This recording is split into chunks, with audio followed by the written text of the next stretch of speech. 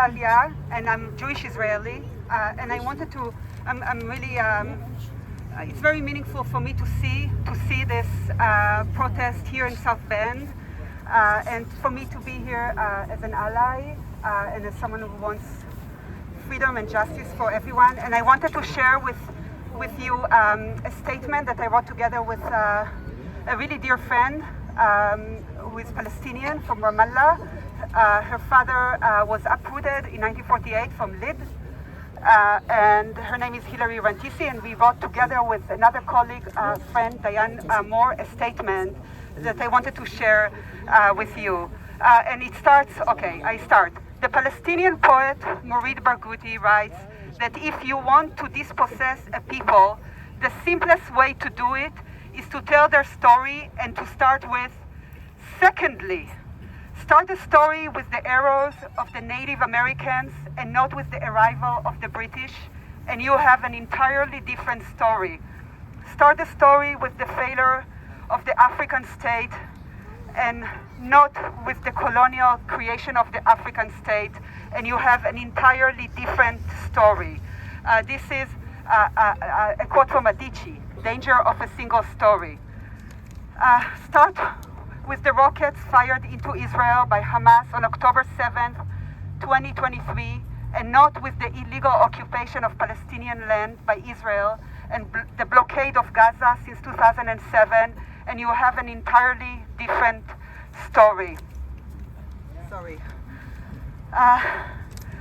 We are horrified by what is unfolding in Palestine, Israel. We recognize the pain, loss, and humanity of Palestinians and Israelis, and are in touch with family, friends, and colleagues in the region as we are able. There is still so much that is unknown and unfolding. What we do know is that single story narratives are dangerous. To acknowledge the context out of which this latest spate of violence arises is not to diminish the pain and suffering of Israeli and Palestinian victims.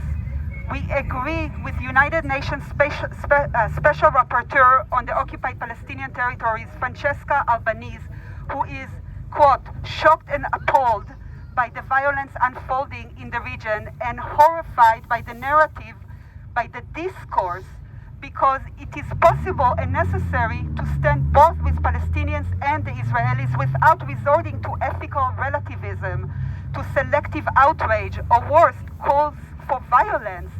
Albanese calls for the international community to be, quote, wise and even-handed when confronting the results of decades of oppression imposed on the Palestinians. When these decades of oppression are left out of the story about Hamas' horrendous attacks on Israeli civilians, a narrative about an quote-unquote innocent state of Israel's right to, quote, defend itself against supposedly unprovoked aggression is legitimized. The reality is much more complex, and that complexity must be confronted if there is any chance to avoid endless cycles of dehumanization, destruction, and death. In this time of sorrow and pain, may we all challenge single-story narratives that justify vengeance and retaliation. Pathways out of the catastrophic events in Palestine, Israel, and regionally cannot be military ones, but must involve diplomacy, historical accountability for the injustice of displacement that some of the previous speakers spoke about, dismantling the structures of violence and apartheid and occupation and settler colonialism, and retraining the political imagination to disrupt exclusionary and ethnocentric conceptions of belonging. So let's pray for justice and fight for justice. Thank you. Free Palestine! Free, free